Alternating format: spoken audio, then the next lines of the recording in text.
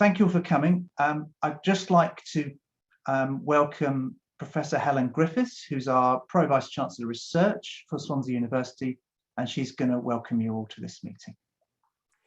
Thank you very much indeed, Ian, and a very good morning to everyone. It's my very great pleasure to welcome you all to the next in our series of Swansea University LINC events, which, as you will know, is themed on the blue economy and the sustainable use of ocean resources. Firstly, I very much hope that you and your families and organisations are all managing well. We know this continues to be a difficult time for everyone and really appreciate your support in joining us today.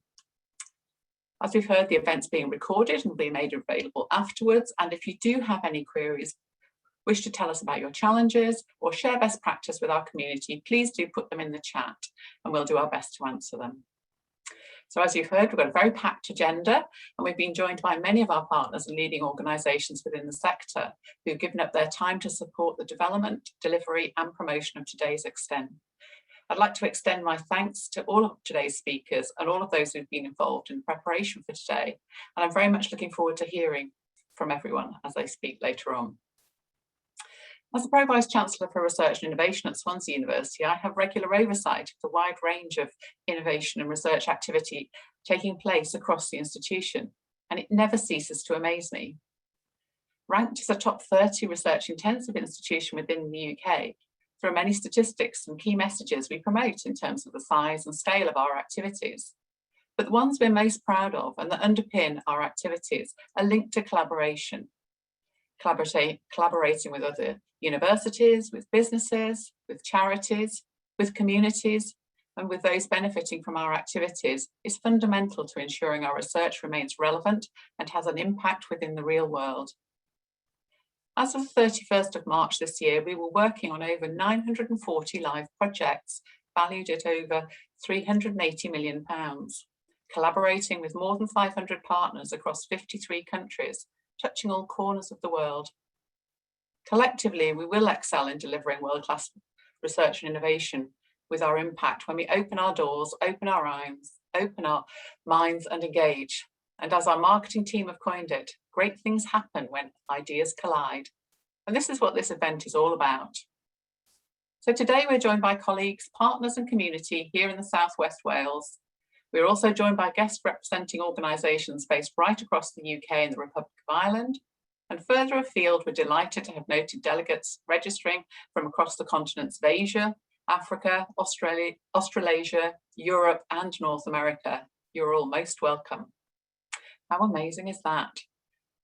If there has to be a silver lining to what has been a very challenging 16 months, it has got to be the rapid adoption of technologies that are bringing us closer together and facilitating such collaborations without borders and without boundaries. As we progress through today's agenda, we will hear about a range of activities taking place across the sector. Here at Swansea University, we have long-running programmes such as CCAMS 2, a European-funded programme that works with companies wanting to harness the sea's power, with research focused on coastal engineering, environmental assessment and analysis, marine benthic ecology, and open water ecology. Another example is Selkie, which is funded by the EU's Ireland-Wales Cooperation Programme, Interreg, and is a cross-border project which is bringing together leading researchers and businesses to improve the performance of marine energy devices and technologies developed by Welsh and Irish businesses. Later today, Professor Carlos Garcia de Leaniz will give us an update on the Centre for Sustainable Aquaculture Research, which is helping fish farmers deliver their industry with less reliance on chemicals and more emphasis on animal welfare. There are a range of different funding mechanisms available via the EU's Horizon Europe programme and through the UK Research Council's UKRI and via UK and Welsh Government initiatives such as knowledge transfer partnerships. If you are joining today and you are not aware of the opportunities available to secure funding to support collaboration, I would encourage you to get in touch with the organisers of today's event to explore these opportunities further. Now I'm going to hand you back to Professor Ian Masters from our Faculty of Science and Engineering, who has very kindly offered to host and provide a whistle-stop tour overview of the blue economy before moving on to host today's event. Ian has significant expertise in the design and engineering of tidal, wave and wind energy power devices and locations. Thank you all very much, and I wish you all a very successful event. Thanks, Ian. Okay. Thank you, Helen. Thanks for that introduction and trying to describe a lot of what Swansea University is doing in just a couple of minutes. So yeah, we're a ambitious and exciting university trying to go places. So thank you for that. I now have just 2 minutes and 3 slides to introduce what we mean by the blue economy. So if I just do that, and hopefully you can now see my screen. I did a project a couple of years ago called Maribi, looking at marine investment for the blue economy and how you might then invest in this technology in these new and old sectors. And we did a review to start with, which accidentally turned into a book.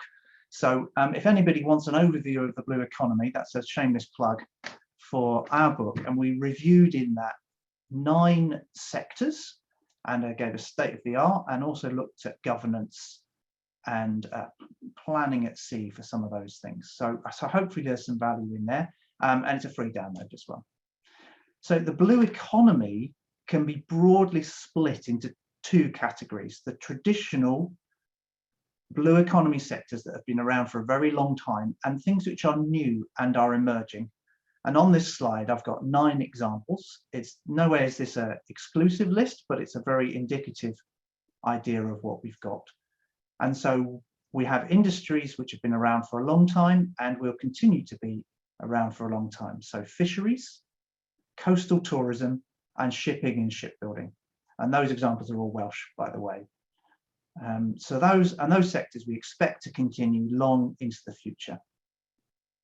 At the bottom of my screen, we've got the new emerging blue growth economies: offshore wind, aquaculture, and ocean energy, wave and tide systems. We're going to hear a bit more about aquaculture in a moment. And then in the middle, there are 3 which I have some questions about them.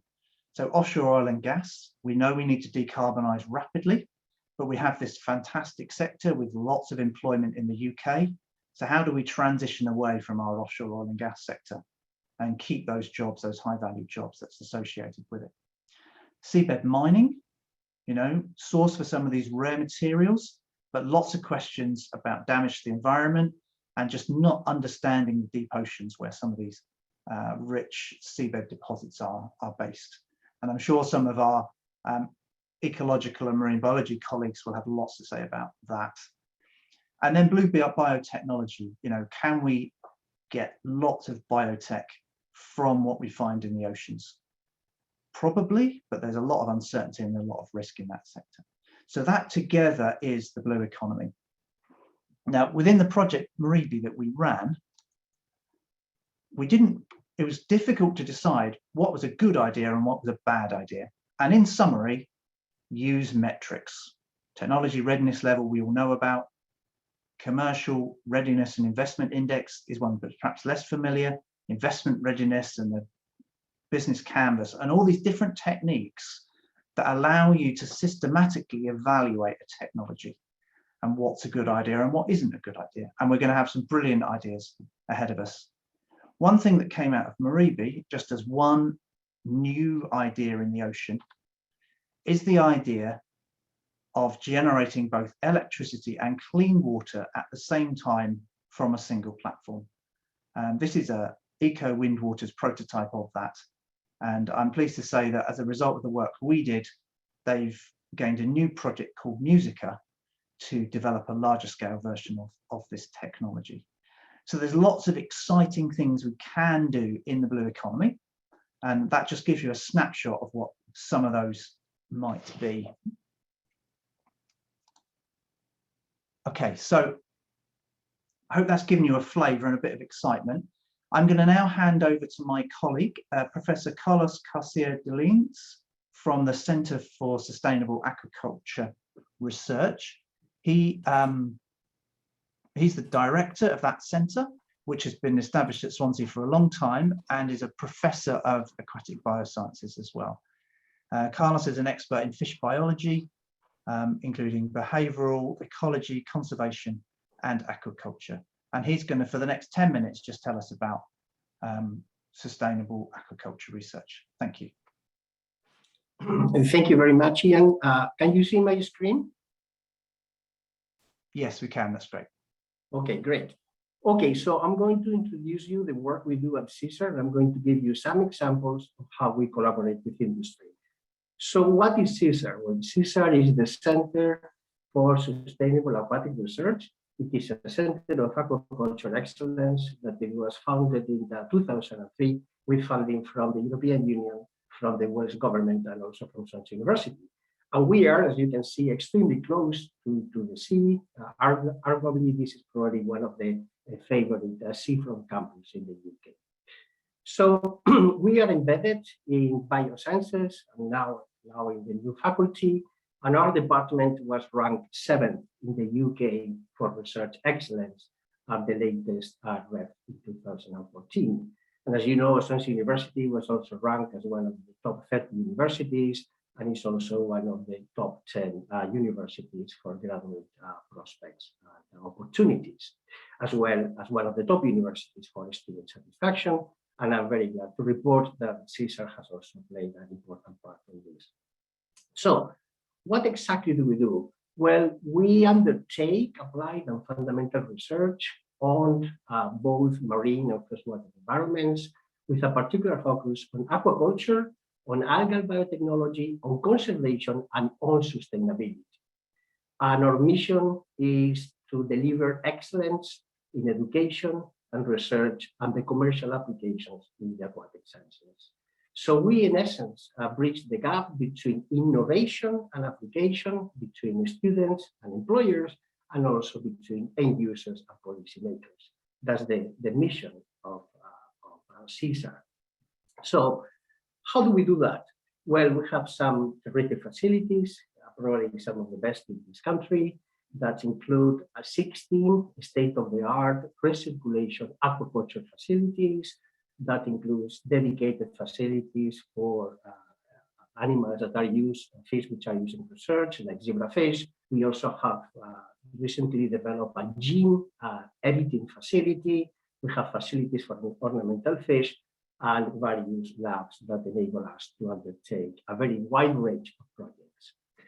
In total, we have just over 750 square meters of research space, and we are able to control the temperature of the systems anywhere from between 8 degrees to over 30 degrees, both in freshwater and in marine environment. Our systems are fully controlled and they are biosecure. And our systems enable us to undertake from very small projects, which might be suitable for small feeding trials involving systems which may accommodate 2,000 liters, which are suitable also for student projects, all the way to very large, commercially grade, commercially relevant applications that may make use of very large tanks that amount to over 60,000 liters in volume. So we also have, as I mentioned before, some of the largest algal biotechnologies facilities in any higher education institution in the UK. We currently keep over 25 master cultures, and we have 6 biofences that enable us to undertake a variety of projects, a range of different projects. And we have 20 cultures of algae under controlled environmental conditions in a dedicated room for this purpose in the main building of CSAR. This combination between aquaculture and algal biotechnology has enabled us to develop something which is a first for Wales, which is the multi-trophic aquaculture. This is in support of the circular economy, and I'm very glad and pleased to report that this summer we will open this new center that has received funding from the Welsh government, which is called Wales Age Aquaculture Center, where we are going to showcase what multi-trophic aquaculture can do for Wales and how the industry can develop using systems developed here in Swansea. I'm going to share with you some examples of collaborations with industry we have been engaged in recent years. The first one has been to make the salmon farming more sustainable. And as you probably know, salmon farming is the cornerstone, is the biggest aquaculture industry, not just in the UK, but also in Europe. And the biggest problem that salmon farming has is sea lice, which is a pest, it's a parasite that is jeopardizing the possibility for the industry to continue growing.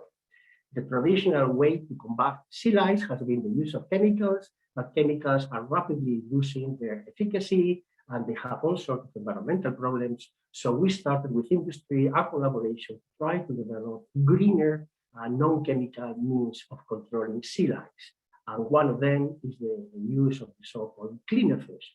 And the particular species of cleaner fish that we have developed and researched in Swansea and CSAR is the lumpfish. So what we have done with our collaborators was to help develop two major lumpfish companies in Wales. That has made Wales now the largest producer of cleaner fish in the whole of the UK. And we have been able to deliver over 3 million lumpfish to the salmon farms up in Scotland since 2015.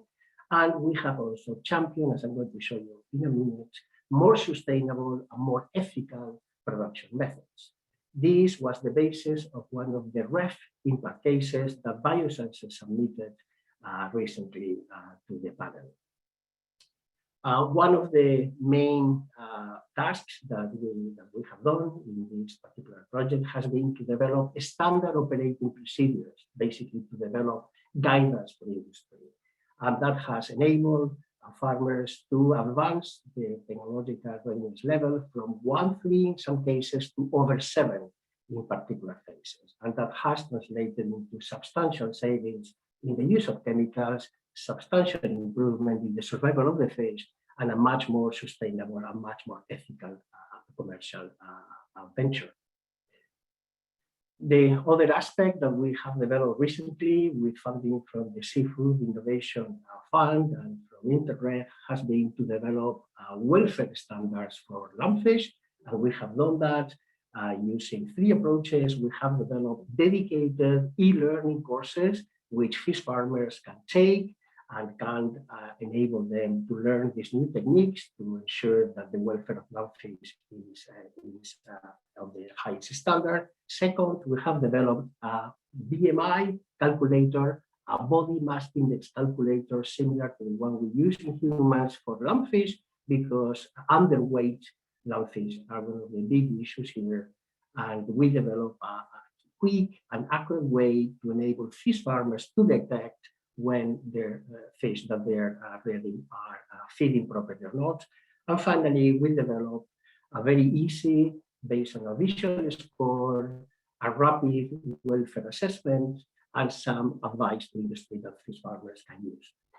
And this has enabled us to use science and knowledge that has been published, which is peer review, and that we have also developed not just with the industry sponsors, but also, for example, with partners like the RSPCA, who have been co-authors in some of this work.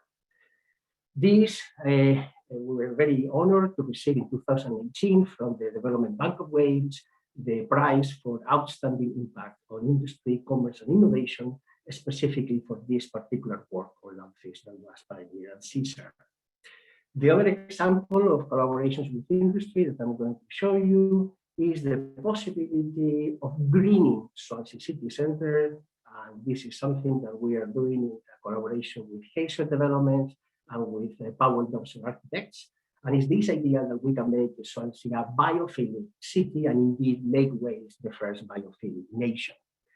And what we have done with them is to identify that there is plenty of flat roof space in Swansea, so the potential for greening the city is very, very substantial, and that can enable us to develop aquaculture, aquaponics, to use microalgae, and also to use native plants. The idea would be, can we actually produce food in Swansea that will have 0 food miles? And the way that this is being done is a 15 million investment, most of which actually comes from private sources. And you can see here, the idea is to have these biophilic living buildings where we are going to have a public aquarium, we're going to have aquaponics, and there's going to be a vertical garden, and that's also going to provide for 44 residential units and over 22,000 square feet of prime office space. And this, we have recently been told, we are very pleased that a smart expertise is going to help us develop this vision with our partners. This is not the only project we have been involved. Over the last 5 years, we have been involved in projects totaling in excess of £25 million. And two of the most recent ones are Access to Sea and Stream. Access to Sea aims to improve the availability of the Atlantic shore to SMEs who are interested in developing aquaculture operations, and Stream is a project that seeks to prepare both Ireland and Wales for the future changes that climate change is going to bring about. And the key for our success, I think, rests on the fact that we provide excellent science.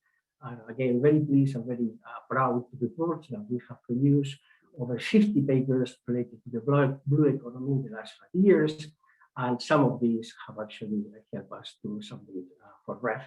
That includes some high impact publications, as well as publications in some of the leading journals in the field. And finally, the continuity, the sustainability of this approach would need some training, and that's exactly what we are doing. We are training the next generation of specialists in the blue economy. Every year, we train about 30 marine biology students and support in excess of 10, 15 postgraduate research projects. And some of these have been instrumental in developing commercial operations, like, for example, 360 Aquaculture, that was staffed with students, but most of them actually came from Swansea. So I would be happy to receive any questions later on, but basically we are welcome collaborations, and we are very happy to work with you. Thank you. Carlos, thank you. That was a whistle-stop tour through some really exciting research there, and there are some very impressive facilities. I think if we were in person, we would try and get a tour of CSAR into the agenda. So yeah, really nice facility. Our next speaker, Peter Richardson, comes to us from the conservation side, from the NGO side of the blue economy. And you know, the blue economy itself has a really important part to play in fighting climate change, and Peter's going to tell us about that.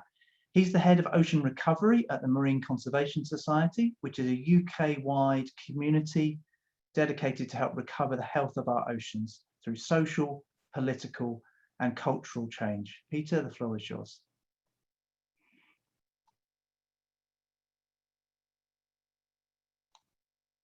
I can see your slides, but you're on mute. Thank you, Ian. Can you hear me now? Yes, thank you. Wonderful. Well, thank you for that introduction, and thank you to the team for inviting me to talk about the blue carbon and other ocean-based solutions to fight climate change. So as I think everybody in this virtual room will know, we have a problem. We have unprecedented global surface temperature rises, climate change, and they are predicted to reach 1.5 degrees above pre-industrial levels by about 2030. Now, the ocean provides us with a whole wealth of benefits. It's a real life support machine, but given this sort of unprecedented temperature rise, it is in peril, and the IPCC is suggesting that if we go above 1.5 to 2 degrees C, we are going to be seeing life-threatening challenges on the planet. And of course, the ocean is going to be part of that too. I won't go through in detail the kind of impacts that climate change has on the ocean, but there's all sorts of positive feedback loops. In summary, we will see rising ocean temperatures, we see decreasing ocean pH/D, decreasing ocean oxygenation, and increasing sea levels. So absolutely fundamental changes to our ocean. Of course, that will affect us here in the UK. We're already seeing it with sea temperature rises and sea level rises. By 2050, we're going to see significant increased flooding, including in parts of Wales. Notice that little pink dot in mid-Wales. I'll talk about that in a bit later. We're going to see fundamental changes to our marine ecosystem. Again, that's already happening. We're starting to see that and we're going to see profound societal impacts on every single person on the planet. As David Attenborough said, things are going to get worse. The question is, are they going to get just a little worse or catastrophically worse? It's up to us. Now, we have signed up to the Paris Agreement. The Paris Agreement is an international agreement which obliges signatories to work towards keeping the global temperature well below 2 degrees above pre-industrial levels, but it's a challenge. Of course, the most important thing we've got to do is decarbonize our economy, and I see in the agenda there's going to be a lot of talk about renewable energy, so I won't dwell on that, but we haven't got a huge amount of time. We've got about 10 years, according to the IPCC, to really change our systems and our policies to start reducing our emissions. Now, society is starting to wake up to this. Governments are starting to wake up to this. International organizations are also keenly aware. For example, this is the first year of the UN's Decade of Ecosystem Restoration. One of the key aims of ecosystem restoration is to mitigate climate change. We are in a climate emergency, there's no doubt about it. A fact that was recognized by the Welsh government more than 2 years ago, one of the first UK administrations to actually declare the climate emergency. So we've got a challenge on our hands. How can our ocean help? Well, our ocean can help a lot. This high-level report from a couple of years ago talks a lot about the emissions gap. You can see the red line is the emissions and projected emissions according to our current business as usual. The green line is the emission pathway that we need to take if we're going to reduce temperatures to below we're going to limit temperature increase to 2 degrees C. The blue line is if we be more ambitious and limit temperature increase to below 1.5 degrees C. But there is an emissions gap. That is a gap between what we're projected to emit and what we need to be reducing our emissions to in order to meet those targets. And this report from 2019, high-level report, suggested that ocean-based solutions can be responsible for between 21 and 25% of those emissions reductions that we need to achieve.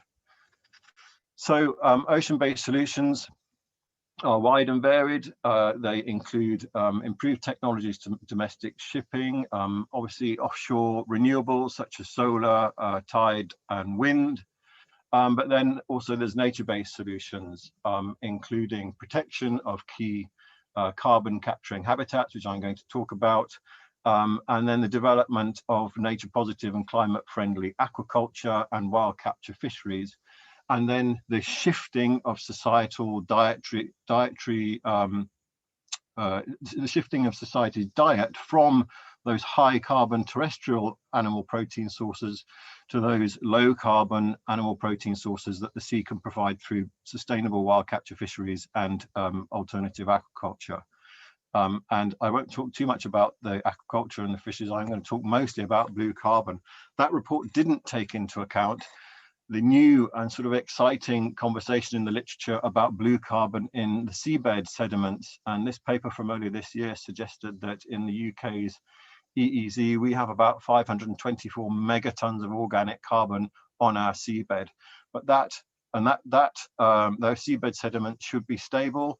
Those seabed sediments should lock in that carbon for perpetuity, but they are in peril. And I'll talk about that in a bit. So earlier this year, the Marine Conservation Society and Rewilding Britain launched this report, Blue Carbon, Ocean-Based Solutions to Fight the Climate Crisis. You can find it on our website. And it has three key asks, really. One is to scale up the rewilding of our seas to protect and restore those key blue carbon habitats. We feel that the governments need to integrate blue carbon protection recovery into policy. And we think that governments need to work with the private sector to develop and support sustainable, innovative, low carbon commercial fisheries and aquaculture. So what is blue carbon? Well, blue carbon is essentially carbon captured by living organisms in coastal and marine ecosystems and stored in biomass and sediments. But blue carbon habitats aren't just about blue carbon, they have stacked benefits. So for example, blue carbon habitats are important as fish nurseries, for biodiversity, for flood prevention, storm surge mitigation, all that sort of thing. So blue carbon is just one element of why we should be protecting blue carbon habitats. But blue carbon habitats only really sequester and store carbon if they're intact and if they're functioning. When they start becoming degraded, then they can actually start emitting greenhouse gases.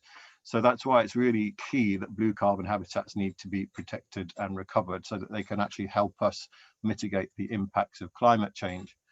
So I'll just go through a few habitats that are considered blue carbon habitats. One of the sort of poster child blue carbon habitats is salt marsh. They have extremely high carbon capture rates, higher than tropical forest, for example. The great thing about salt marsh is that the plants capture the carbon and then deposit it into the soil. And then the carbon is stored sort of deep in that soil, so it's relatively stable. A report by Armstrong et al. For the NRW suggested that there were 76 square kilometres of salt marshes in Wales, and even though this seems like quite a small number, they are responsible for sequestering a huge majority of the blue carbon in the entire Welsh marine system. So salt marshes are really, really important. Seagrass are also important. They only account for about 0.2% of the world's oceans, but they sequester about 10% of the carbon in the ocean. They can store twice as much carbon as terrestrial forests. Again, in Wales, very small areas of seagrass, but this is a habitat that is also important for fish, nursery habitat, and it's key that we start recovering and restoring seagrass habitat. I think seagrass habitat lost about 50% in the last 50 years. Salt marshes are similarly declining. We need to reverse that. And of course, at the University of Swansea, you've got the magnificent Richard Unsworth and his Project Seagrass team, who are really leading the way in seagrass restoration. Another blue carbon habitat is seaweeds. Now, they don't actually fix the carbon. They are pretty much a conduit in that, you know, they draw in the carbon into their tissues, and then as they break down, their carbon goes into the detritus. But they don't fix it into the sediments. Again, the Armstrong et al. Report suggested about 80 kilometres squared of subtidal seaweeds in Wales. Seaweeds also are an interesting frontier in aquaculture, which I shall touch on in a little bit. Some of you may be aware of something that happened here in England not so long ago. The Sussex Inshore Fisheries and Conservation Authority have delivered a bylaw which restricts or excludes trawling from nearshore waters along the entire Sussex coast. And that bylaw was specifically put in place to recover seaweed habitats, to improve biodiversity, recover biodiversity, but also to support climate change mitigation. Another blue carbon habitat is bivalve beds. Bivalves store carbon in their shells. I mean, in the process, they do expire CO2, but the literature is now suggesting that undisturbed large bivalve beds are a net sink of carbon because they deposit carbon into the sediments if left undisturbed. Bivalve beds are another habitat that's declined largely as a result of bottom tow gear being used in our seas. The Armstrong et al. Report mapped about 15.7 kilometres squares of shellfish beds in Wales, but suggested that was probably an underestimate. And shellfish aquaculture has one of the lowest carbon footprints of animal protein production, and so is a real exciting opportunity for expansion in the future. Our largest global organic carbon store is, of course, the seabed. 70% of our ocean is the sea. This isn't carbon that's sequestered. This is carbon that is cycled through the carbon cycle and deposited on the ocean floor, where it should lie in perpetuity. In Wales, there's about 29,000 kilometres squared of subtidal sediments, and these store an estimated around about 11 megatons of organic carbon. So really, really key habitats for blue carbon store. But these blue carbon habitats, as I said, are in peril, particularly the bottom, the seabed sediments. We know from the current literature that bottom trawling fishing gear disturbs carbon in the sediment and releases it into the water column. It can increase ocean acidification and change ecosystem productivity. We're not quite sure if this carbon is released into the atmosphere, but a recent global report suggested that global trawling releases about the same amount of carbon into the sea as the airline industry releases into the atmosphere. And another previous report suggested it in the UK, the estimated cost of damage to our sedimental carbon stores over the next 25 years will be about £9 billion. So this is a sort of new conversation, but it's something that needs to be taken considered very carefully. In our report, we suggested that blue carbon habitats need to be protected. So we're calling for 30% of our seas protected as highly protected marine areas, including 10% as fully protected marine protected areas. And we want to see the exclusion of bottom towed trawling and dredging from all our offshore marine protected areas by 2024. And certainly in Westminster, the Minister, Rebecca Power, is making very positive noises about achieving that. In Wales, you have a process of setting up offshore MPAs at the moment and a real opportunity to make those MPAs climate smart as well as biodiversity friendly. We want to see the precedent in Sussex expanded around the UK and have bottom towed fishing gear free zones around the entirety of the nearshore waters of the UK coast. We think that there should be ambitious, significant support for ambitious projects to restore key blue carbon habitats such as seagrass, salt marsh, bivalve beds and kelp forests. And we think that there needs to be the unlocking of natural capital of our ocean alongside innovation and working with the private sector to develop sustainable market finance incentives such as blue carbon credits. But we're a little away from that but there's some interesting. Can I ask you to wrap up, please? Oh, sure. Yeah. Okay. Wow, that went quickly. I will wrap up. So we also have fish carbon, which we need to take into account. We have at least 1 million tons of carbon sequestered by our fish in the UK every year, but we have overfishing as a problem. We know that we've got a big decline in big predatory fish. We know that our fishing gears are incompatible with protecting these blue carbon stores. And so we need to see much more investment in better climate friendly and nature positive fishing, the fishing sector. There's a huge opportunity in aquaculture. Carlos knows a lot more about it than I do, so I will whiz through that. But seaweeds and multi-trophic aquaculture are real frontier opportunities for the blue carbon economy, and we think there should be investment in that. What do we need? We need political will, and we need it from the government.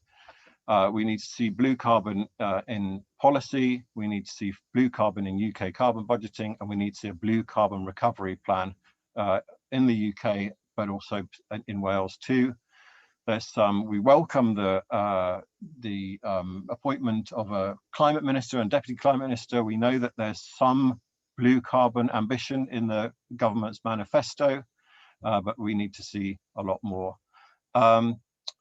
This isn't a problem for our children. This is a problem for us. We must act now.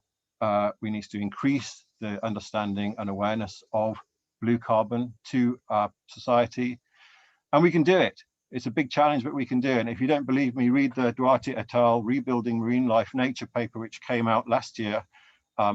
You'll thank me. Apologies for overrunning. Thank you again for the opportunity. If you've got any questions, please do email me. Well, thank you, Peter. That is a really inspiring reason why we should be doing what we're doing in supporting our blue economy in a way which is, compatible with nature. So thank you for that.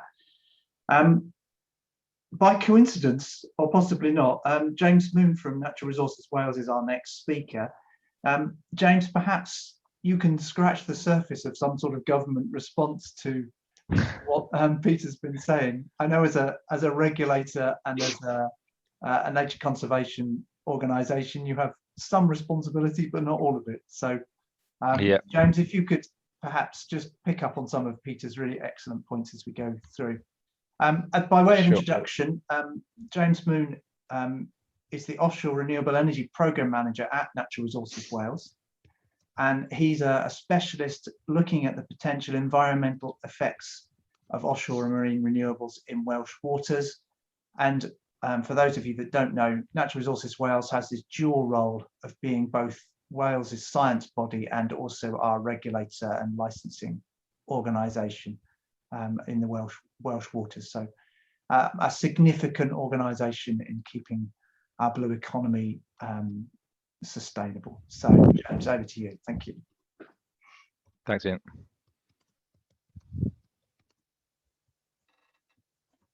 Hi, good morning, everyone. So my name is James Moon. As Ian said, I manage NRW's offshore renewable energy programme.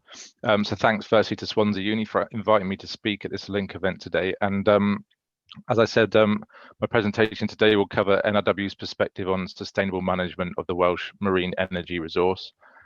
This will focus on steps NRW are taking to help support the sector and to tackle the nature and climate emergencies. So I appreciate that there may be some people at today's event that are from outside Wales and therefore may be unfamiliar with the work of Natural Resources Wales.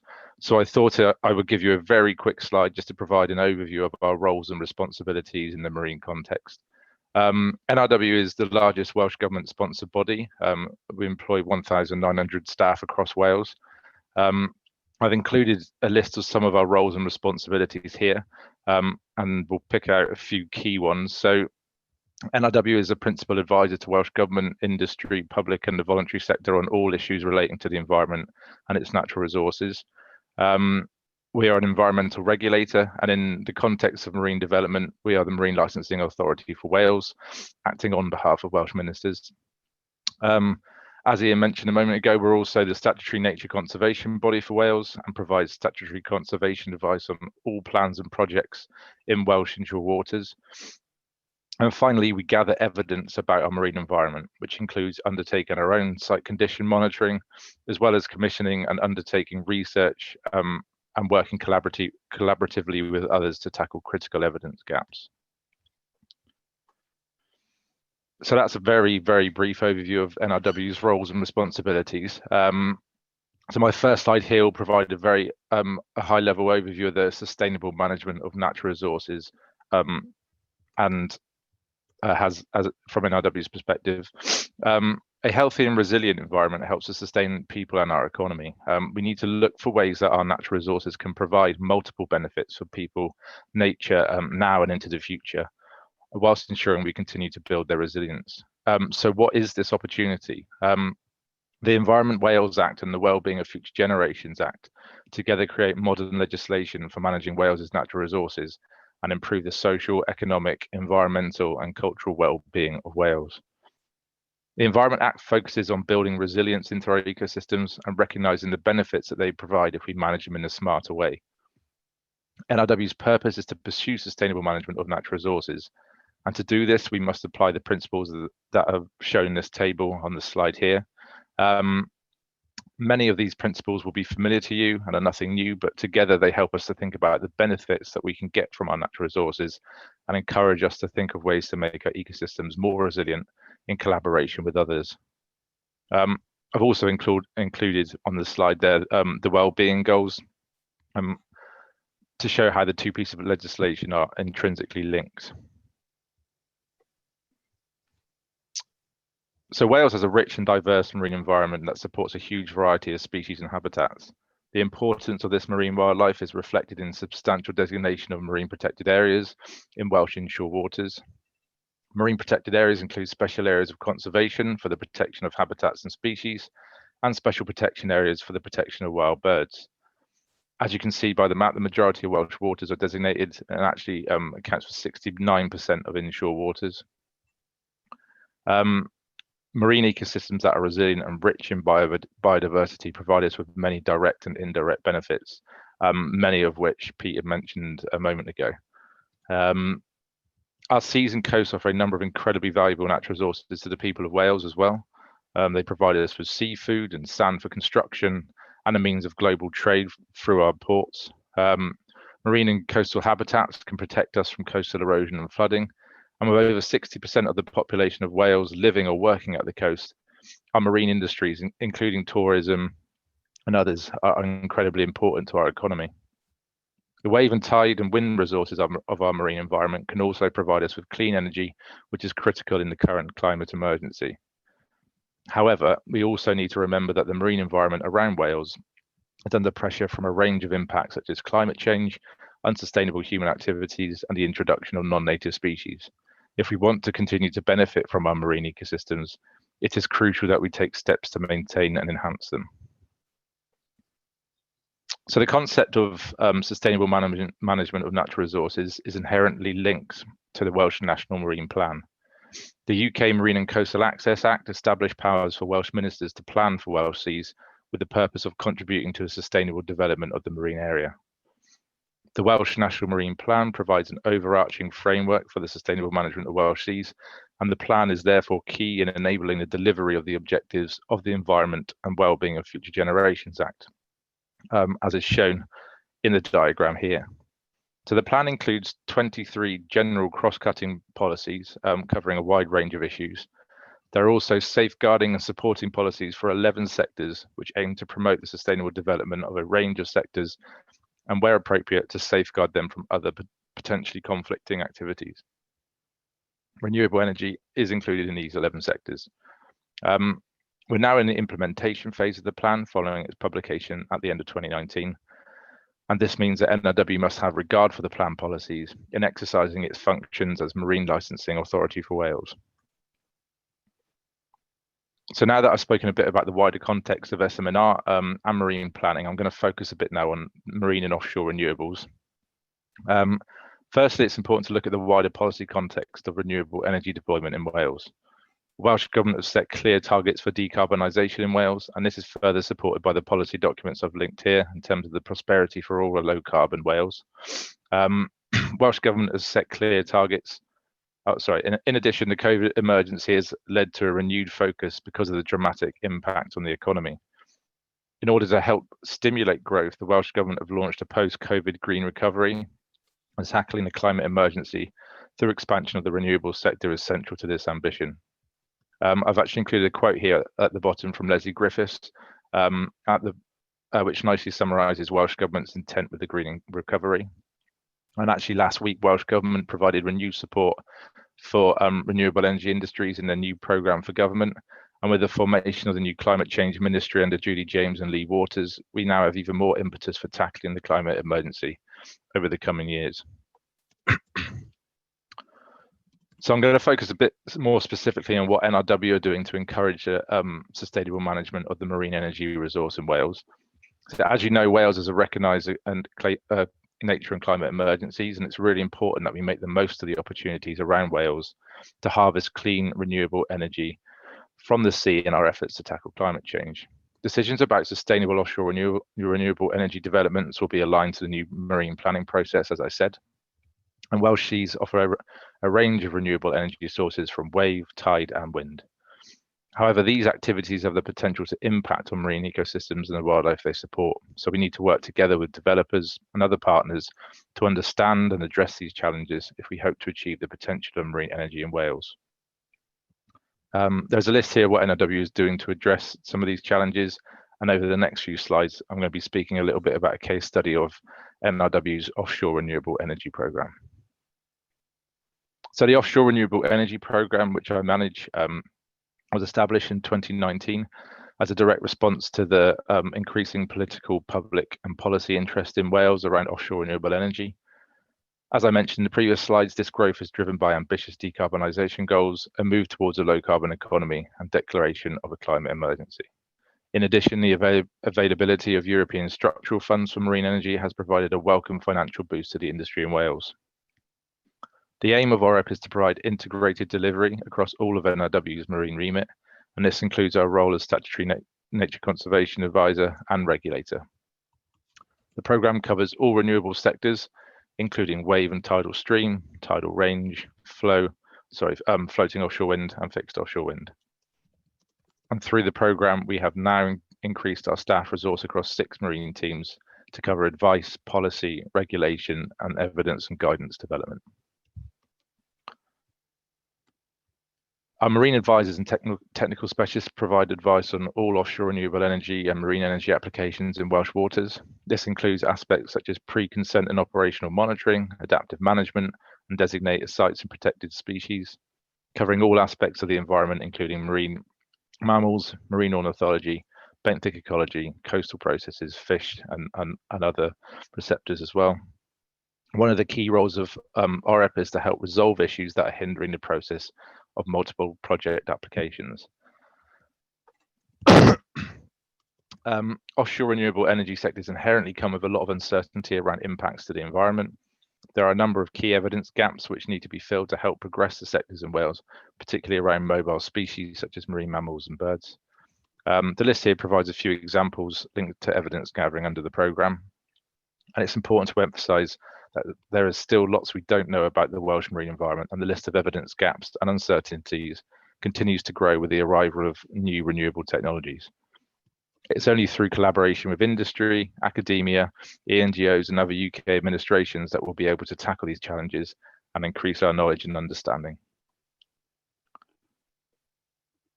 A big part of our remit is influencing and advising on policy and plans at the strategic level, and by doing so we ensure that potential environmental effects are considered at the earliest possible stage. We also represent Wales on external stakeholder groups that are key to the progress of the offshore renewable sector. These include interagency groups with other nature conservation bodies, offshore renewables joint industry programmes for offshore wind and ocean energy, and the Marine Energy Wales Working Group and Advisory Board, amongst a number of others. We continue to work closely with Welsh Government on implementation of the Welsh National Marine Plan and ensure that offshore renewable energy remains at the forefront of plan delivery. We are in close consultation with the Crown Estate on the Round 4 offshore wind leasing process and provide advice to statutory consultee on the plan and associated HRA. And with the increased interest in floating offshore wind, we're also helping to advise and influence the Crown Estate on their proposals for a floating offshore wind leasing opportunity in the Celtic Sea. We also work closely with Marine Energy Wales to contribute to the consenting strategic advisory group and implementation of the CSAG action plan, as well as contribute to the CSAG science and evidence subgroup, which has been established to tackle some of the key evidence gaps relating to renewables deployments around Wales. So my final slide will look at what the future holds. NRW's offshore renewable energy program is set to continue until at least 2023 and hopefully beyond as the sector expands and the demands on NRW continue to grow. And we'll continue to be active across all sectors at both a strategic and project level. For us, it's critical to learn lessons from previous applications and consented projects to look at what worked well and what we can do better. We can then use this learning to disseminate best practice through our guidance. Improving our knowledge and evidence base and developing our understanding of how renewable energy devices interact with the marine environment is critical to expansion of the renewable sector in Wales. And as tests and demonstration projects receive consent and get devices in the water, we need to make the most of these opportunities to learn and build evidence of how these technologies interact with the environment so that we are better prepared for scaling up to arrays in the future.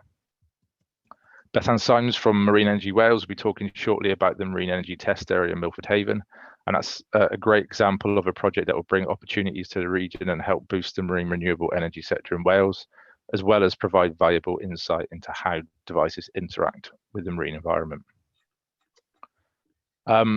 So that was a really quick tour of NRW's work on SMNR and offshore renewable energy programme. I didn't have much time to go into detail. There's a lot of important work that I didn't cover, but I hope that's given you a bit of a flavour of what we're trying to achieve. So thanks for listening. And if you have any questions, then feel free to stick them in the chat and I'll answer them at the end. Thank you, James. That's a really good and busy description of what you and your team are up to at NRW. So thank you. There's been a few questions for you popping up as you've been talking. So if you'd like to answer those. And there's also a nice conversation going on with some of the issues that Peter has raised. So what we're going to do next is we've gone through research, through the NGO charity sector ask, through to the government and the policy response. We're now going to start to turn towards some of the business elements.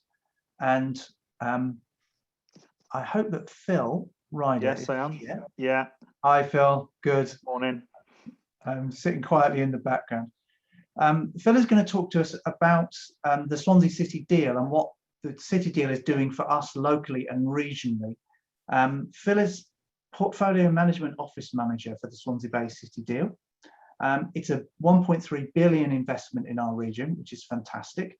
A number of projects, and the region stretches from Carmarthenshire, Neathport Talbot, Pembrokeshire and Swansea. And Phil's just going to tell us a little bit about what the programme is doing. Thank you. No worries. So if someone can just let me know that you can see my screen, because I'm not very au fait with Zoom. Yeah, and then that's ready to go. There we are. Brilliant. So as was just said, the City deals a £1.3 billion investment of 9 programmes and projects across the region. That's estimated to create £1.8 billion in GVA and 9,000 jobs over the 15 years of the portfolio.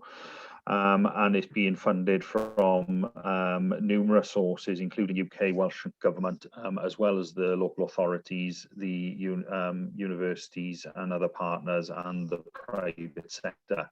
As said there's the 4 local authorities as the leads, and in partnership with Swansea University, University of Wales, Trinity St David, Swansea Bay University Health Board and Hywel Dda Health Board. There are other partners as well who you will be hearing from, have heard from, but that's the kind of the 4 lead delivery partners.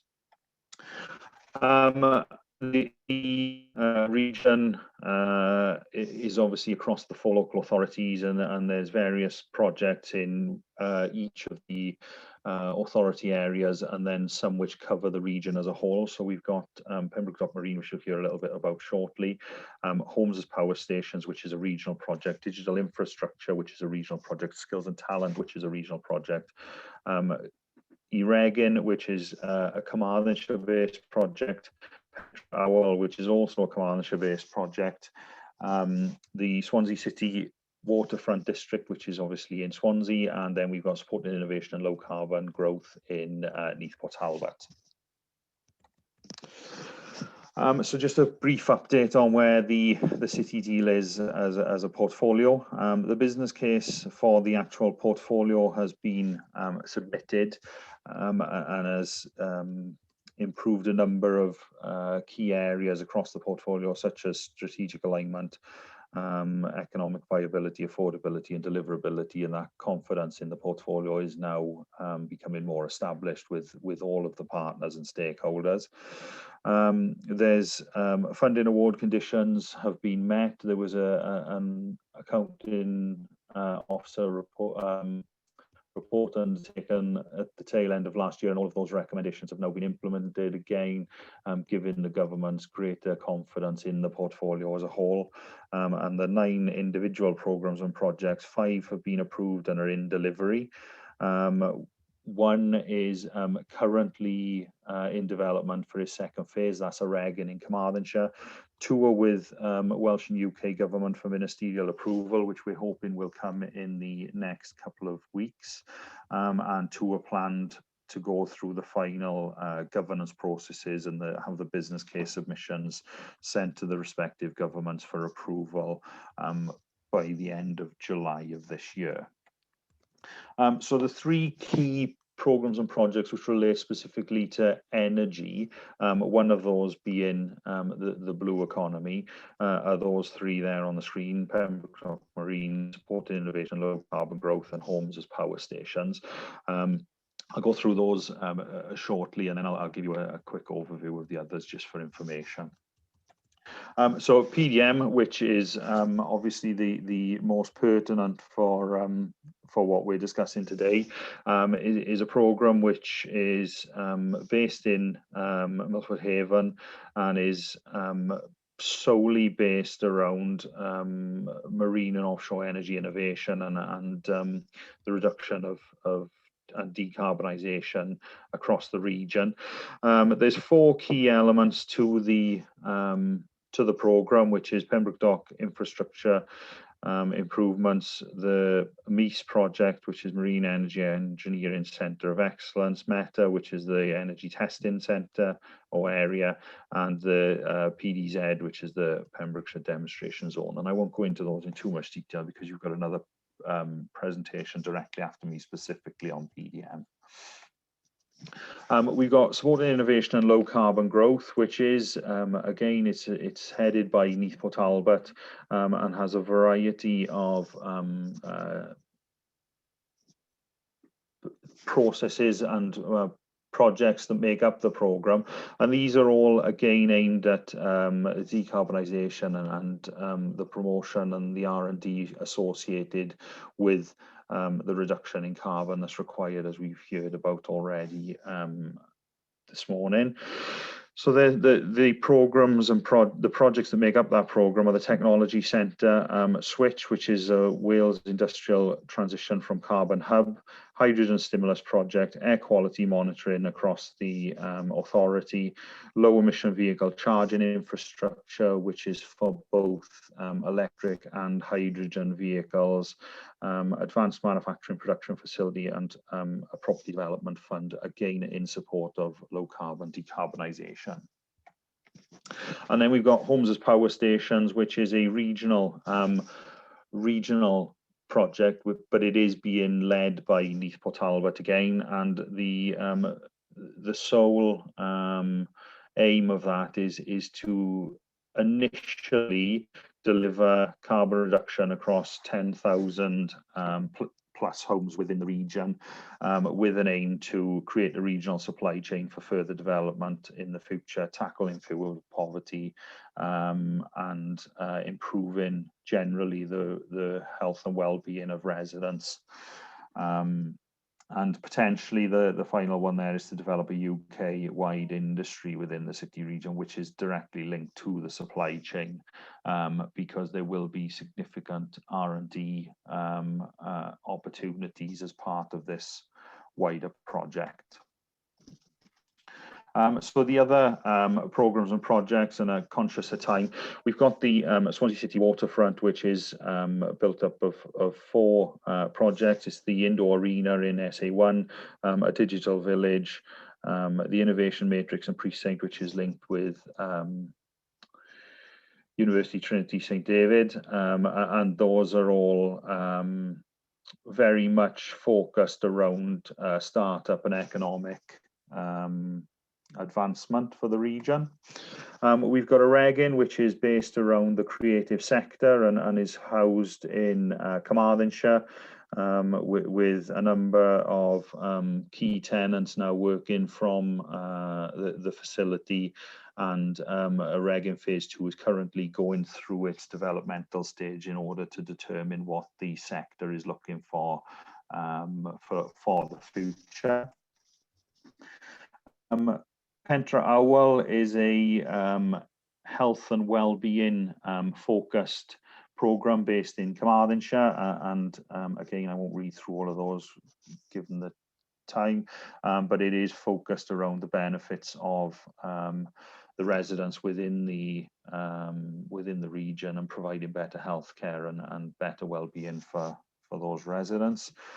Campuses again is well-being and life sciences based, and there's a number of initiatives there. One such example is for the one of the startups that's involved with this project is for concussions in sport, and they're using smart technologies in order to be able to develop equipment to try and reduce those injuries.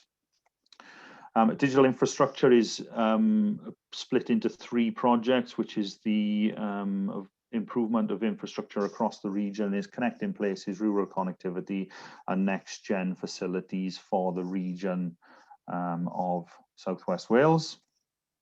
And skills and talent, this is a unique project because it covers all of the other 8 schemes and is aimed at providing people with the skills and talent to secure the jobs that are being created by the wider portfolio.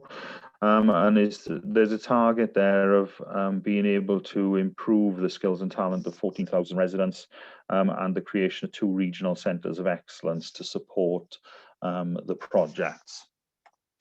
And then these next couple of slides is just a very few updates on where we are with each of the respective programs and projects, but I'll just focus solely on the energy related ones for the purpose of this. PDM is currently in delivery. There's all of the planning conditions, as far as I'm aware, have now progressed forward, and the funding agreements are imminently due to be signed. And you can see the last point there on PDM is that Swansea University have won a 100k EPSRC revenue funding based for the MEIS project in order to buy a test asset and support Bombora. HAPS, the business case is currently with the UK and Welsh governments for approval, and is hopefully going to the respective boards this week. So we should hopefully have some good news on that this week. And supporting innovation and low carbon growth is slightly behind the curve, but that's with the ministers for approval. And the final tweaks to the business case are being done, but we're expecting that to be approved within the next few weeks. So if I just skip through the others, you can obviously read all of those at your leisure, and if there are any specific questions on any of the other programs and projects, then please feel free to come back to me. A little bit on business engagement and the activities that have been ongoing from the city deal.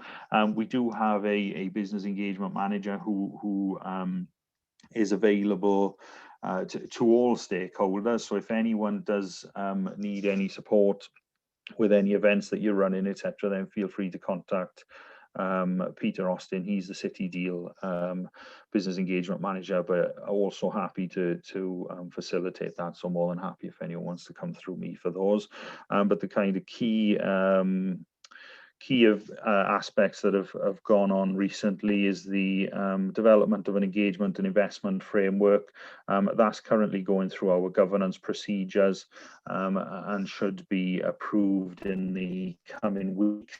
A number of procurement events have been held with the local supply chains, predominantly around construction and infrastructure, because that is where we're at with the delivery of the portfolio. But I think that Peter does have plans to do more engagement events in the future. We're developing with Celta Wales a specific City Deal project page to highlight any of these procurement opportunities to the local supply chains.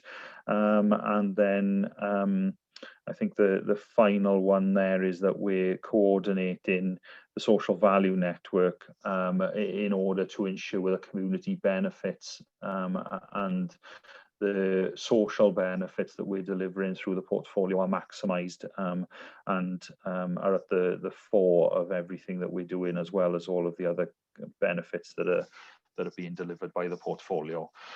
And then the final 2 slides then, this is just highlighting an overarching investment for the City Deal and the governance structures associated with the City Deal. So apologies that was very, very quick. But yeah, as I say, if anyone would like any further detail on anything on the slides, then feel free to just drop me a line and I can either answer that or I can point you in the direction of somebody who will give you a better answer than I would be able to. Great, thank you, Phil. That's really illuminating, and it's nice to see significant investments in our region, which is going to provide some really tangible benefits. So thank you for that overview of the projects. As before, if anybody's got any specifics for Phil, and I will allow you to go slightly off topic away from the marine sector if one of the other City Deal projects interests you, please put that in the chat and Phil can answer that as we go through. Great. So coming back to more specific, I'd like to ask Beth and Symes to join us from Marine Energy Wales. Beth is here representing one of those projects and the wider marine energy sector in Wales. She works for Pembrokeshire Coastal Forum, which is an organisation which is really good at bringing businesses, organisations, people together. And Beth runs the Marine Energy Wales activity within Pembrokeshire Coastal Forum. So Beth, over to you to tell us about some of the exciting work that you're doing. Thanks, Ian. Let me just share my screen quickly. Can you see that okay, Ian? Not yet.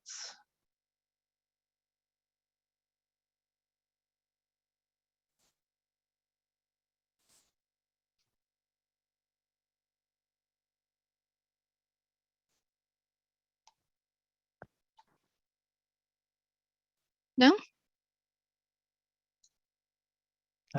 Claire, James, can one of you give Beth sharing permissions? There we go, that's better. Is that better? Okay. Yeah. Let me just pop it. Can you see that in presentation mode? That's full screen now, thank you. There we go, that's brilliant. Thank you. So yeah, like Ian said, I'm Bethan Symes, a project manager here within the Marine Energy Wales programme run by Pembrokeshire Coastal Forum. So thank you for the opportunity to speak to you today about our marine energy sector.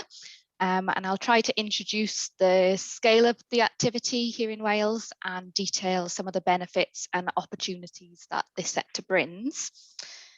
So firstly, Marine Energy Wales is the industry-led stakeholder group representing the wave, tidal and floating offshore wind industries in Wales.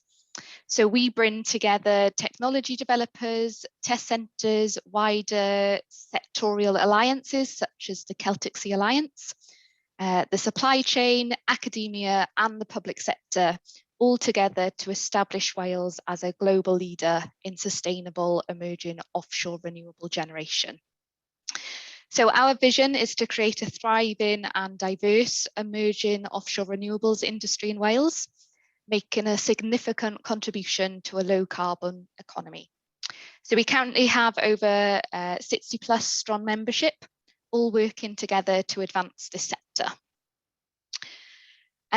So firstly, what is emerging offshore renewable energy? So we have quite a diverse audience here today, so I thought it was worth giving a quick introduction on how we can harness the power of our oceans. So you are probably already familiar with renewable energy sources such as wind and solar and perhaps hydro. However, did you also know that the UK is leading the world in understanding how we can use the ocean's natural rhythms to produce clean, sustainable electricity from marine renewable energy, which enables us to take action on climate change and reduce our carbon emissions. So how do we produce this clean, green electricity? So there's a number of methods and technologies exist to harness this power. So firstly, we have tidal current or tidal stream, where kinetic energy from the movement of water with the ebb and flow of the tide is forced around islands and headlands and therefore accelerates, creating a predictable energy source twice a day, which is used to drive turbines, which might float on the surface or could be attached to the seabed or even fly underwater kites. So we also have tidal range energy, which is the increase in the height of the ocean caused by the ebb and flow of the tide. So we can capture this change in height using lagoons or barrages, which have turbines installed in their walls. Then there's wave energy. Waves act like a store of wind energy. So as the wind passes over the sea, energy is transferred from the air to the water. This wave energy then arrives at our coastlines later than the wind energy. So there are lots of ideas for technologies to capture this power from floating devices, devices below the surface or on the seabed. And finally, you might already be familiar with offshore wind. And until very recently, all the wind turbines at sea have been installed on large structures attached to the seabed in relatively shallow water. However, most of Wales has really deep water, and so it would be really expensive to create structures tall enough to sit on the seabed. But with recent progress, engineers have found ways that these turbines can be installed on floating platforms, which means we can look to install these devices in our deep Welsh waters further from shore. So why here? Why Wales? So Wales has significant and diverse marine energy resource. We have world-leading technology and research facilities, such as Swansea University, who are involved in CCAMS and CELCI, helping the marine energy industry, which I think my colleague Sophie will talk about later in the agenda. We also have the capacity and capability to deliver this energy, with key stepping stone sites across Wales to test, validate and demonstrate devices, which I'll talk about a little later in my presentation. And we also have some great key infrastructure to enable these technologies, with great ports and accessible grid connections and a fantastic, experienced energy supply chain. So who's involved? So currently there's over 256 local jobs and skills working in the sector throughout our supply chain. There's 20 technology and project developers, both homegrown and also attracted to Wales for our resource and our capabilities. There's 2 growth deals worth 69 million of investment into the sector. And crucially, we have a really supportive political landscape with key policies driving and enabling this emerging sector. So why marine energy? So emerging offshore renewable energy brings a range of benefits. So it brings skilled jobs and opportunities, with over 20,000 jobs predicted by 2040. And crucially, with 50 to 60% of those economic benefits being felt in our coastal communities. As part of the green recovery that other panelists have spoken about today, marine energy brings those diversification opportunities away from the oil and gas sectors. We can also offer an untapped solution to climate change for Wales, as well as contributing to a diverse, secure, predictable and resilient energy mix. So it's so crucial to have a mix of energy for when there's no sun or no wind. So through being produced on our shores, it helps with our future energy security as well. So marine energy could become a national export, with an export market worth an estimated £76 billion by 2050. So we're incredibly lucky here in Wales to have all these resources on our doorstep. As you can see from this map, with purple indicating tidal stream, orange for wave and blue for wind. This significant and diverse marine resource enables us to host all these technologies, making Wales the best place to do emerging offshore renewables and could position us as the leading offshore renewable energy generator in the UK. So the map on the left also highlights the activity around our Welsh coastline. So you'll notice some clustering in coastal regions in the north and in the southwest, where companies are grouping where there's key infrastructure and supply chain synergies that complement the Welsh resource available. So this acts as anchors or magnets, and it drives diversification, economic growth, job creation in these peripheral regions in need of levelling up. So the images on the right illustrate the diversity of the technologies and activities here in Wales. So there's some weird and wonderful designs out there. So from low flow tidal kites to tidal stream turbines, floating wind turbines and devices capable of harnessing the power of our waves. So some of examples of which then, so to the north we have Minesto, a Swedish company with a low flow tidal kite technology. We have the Morlice 240 megawatt tidal stream demonstration zone with 10 technology developers lined up for deployment in their test berths, where the appeal of a pre-consented site with grid connection is unrivaled. We also then have Nova Innovation, a tidal stream technology developer here in the UK, developing the Blue Blue Energy Island project at Bardsey Sound. So that's aiming to eliminate diesel generators from Bardsey Island. And then to the south, we have Bombora Wave Power, an Australian wave energy company now headquartered in Pembrokeshire. And they're destined to deploy this year off the coast. Then there's Blue Gem Wind, developing floating offshore wind projects in the Celtic Sea. And finally, Marine Power Systems, which was founded by Swansea alumni. And they are developing flexible ocean energy technology that can be configured to deliver wave power, floating wind power, or a combination of the two. So as I rattle through some of those developer interests, you may have picked up on the international diversity of the interests here. So Wales's offerings are already proven attractive to companies across the globe, from America and Australia to Sweden, France and Spain. So they're coming to the UK for our reputation as a world leader in the sector, with our experienced supply chain and skills, for the funding mechanisms available for research, development and innovation, and crucially, our fantastic marine resources.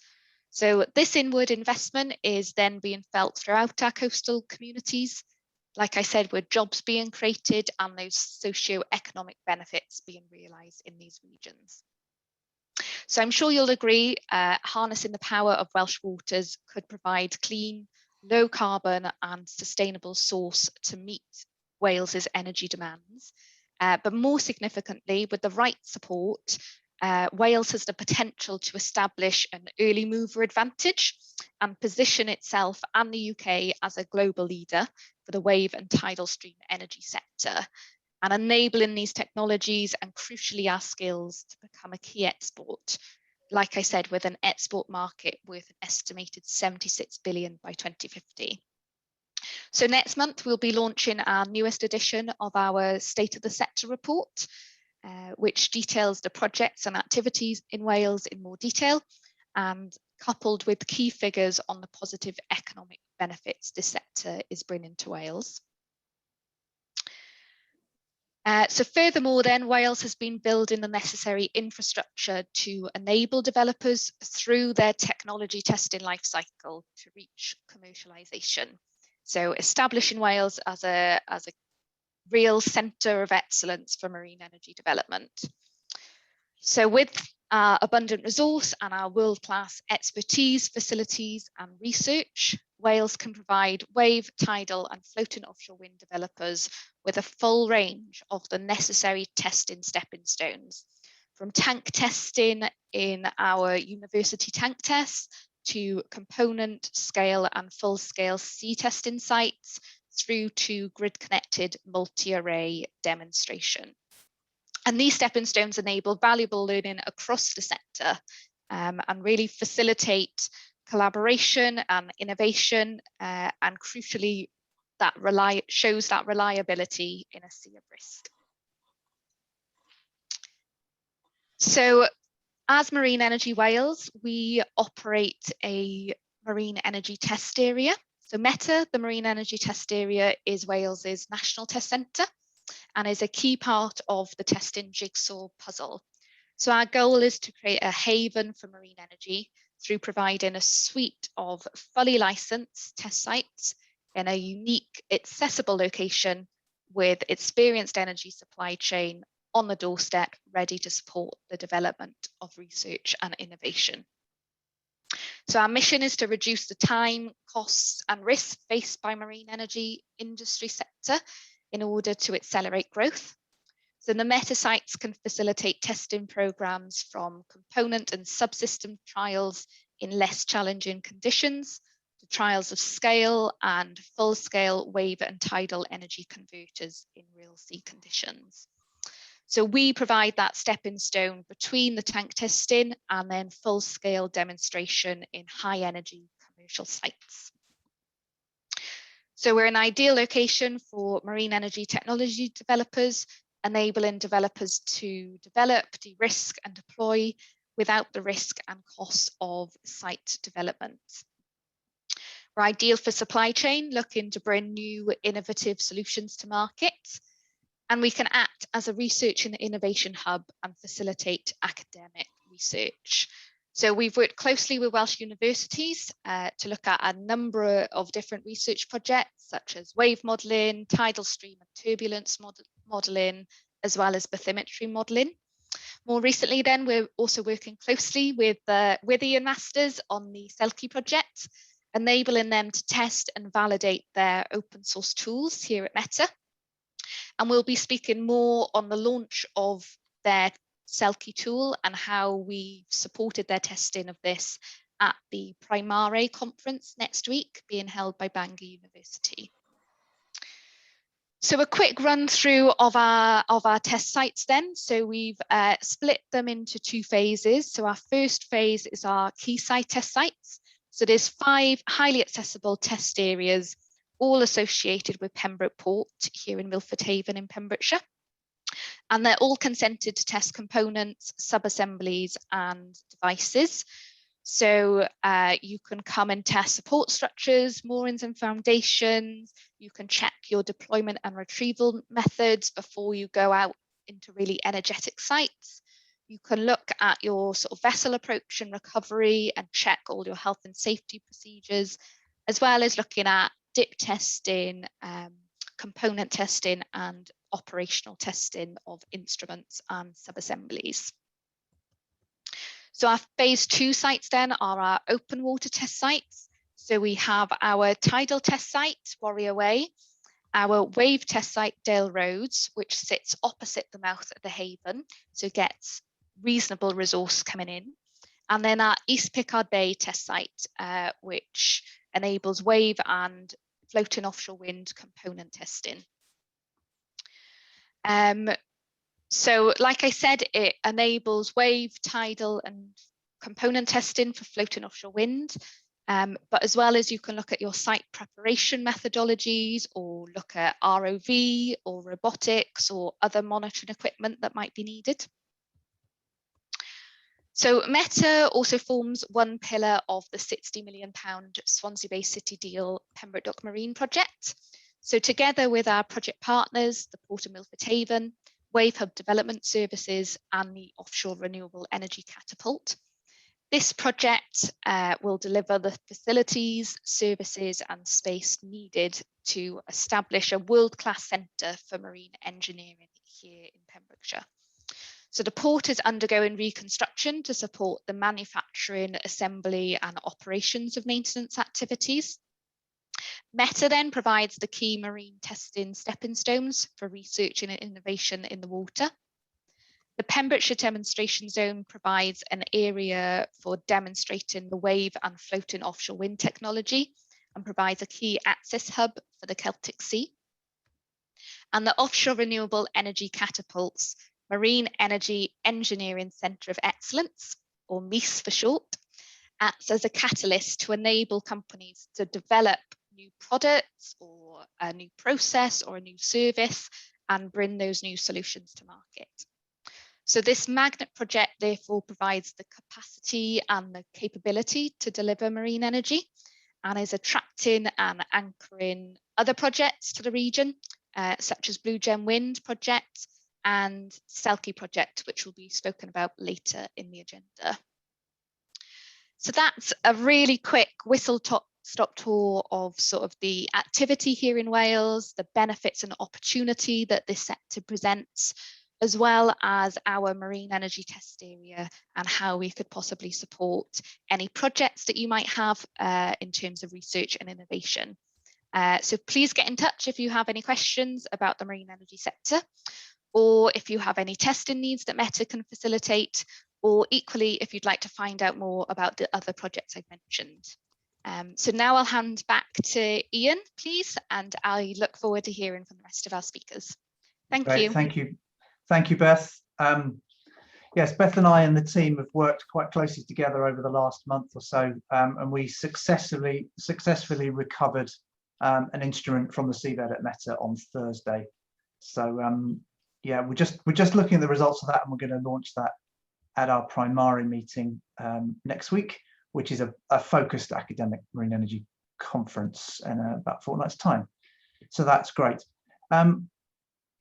We're not going to pause for breath, even though there's loads of different stuff would be nice to talk about from all of our speakers so far. And we're now going to go into a series of rapid 3-minute pitches. We've got 5 of these, and I'm going to give you all a 30-second warning and then tell you to stop, if that's all right. And we're going to go in this order: Sophie, Alec, Kelly, Martin, and Alla. Sophie is Business Engagement Manager for Selkie. Alec works for Pembrokeshire Coastal Forum. Kelly is here at Swansea University talking about one of our projects. Martin is at Dorset Coastal Forum, so welcome from outside of Wales. And Alla is brings us back round to aquaculture and the Swansea University involvement there. So if you're ready, we'll start with Sophie. Thank you. Hi everyone, thanks Ian. That's great. I do have a few slides, so I'll just quickly get those up. There we go. Hopefully that's visible there. So thanks everyone. To quickly start my 3-minute pitch. So my name is Sophie Crouch. I'm a project coordinator working on industry engagement as part of the Selkie project, which is what I'll be briefly introducing this morning. I know it's been mentioned a couple of times, but just as a bit of background, Selkie is a cross-border project between Wales and Ireland, bringing together leading researchers and businesses in the marine energy industry. We're funded through the European Regional Development Fund, through Interreg and their Ireland to Wales programme. So it's a really highly collaborative project, and you can see on screen now that the project is led by 6 partner organisations. And we have an overall aim to streamline the pathway towards commercialisation for marine energy. So as part of the project activity, Selkie aims to support the industry by developing a set of multi-use technology tools and improving services that will ultimately assist the industry to progress further towards commercialisation. So I've listed the tools on screen now. I won't go into detail just for time, but these are bespoke to the Ireland to Wales region for wave and tidal energy. And as part of the project, we will be trialling them on wave and tidal devices to test their reliability and commercial potential.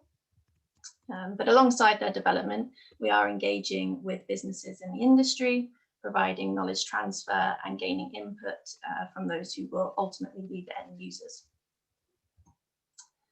So we're really keen to support businesses as a whole. And I guess this is our call for collaboration here, that if you are working in the industry or even thinking of diversifying, we'd really encourage you to take the opportunity to join a growing number of businesses that are being connected in the marine energy sector.